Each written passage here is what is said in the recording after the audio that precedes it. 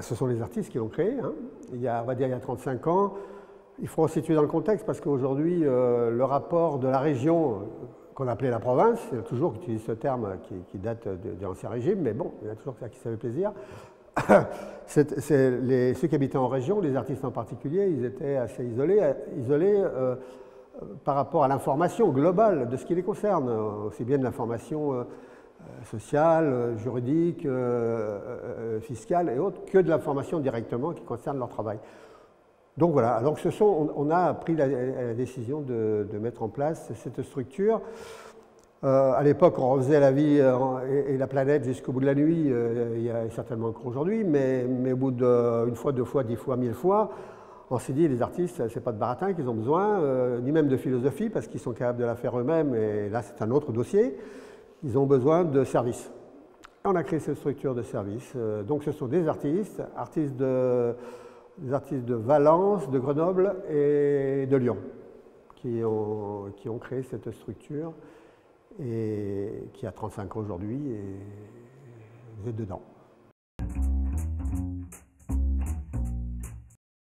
Alors, la MAPRA, elle s'est donnée 2 missions, déjà. Une mission, comme je l'ai dit au départ, c'est du service aux artistes, de l'information avant tout, de l'information, de l'information, de l'information. Et la deuxième mission, je n'y mets pas d'ordre de préférence, hein, mais il faut commencer par une, c'est un travail de sensibilisation et d'information et de sensibilisation du politique, de l'élu, à la condition de l'artiste, à la situation de l'artiste, qui change, évolue en 35 ans, inutile de dire qu'en 35 ans, les choses ont beaucoup changé.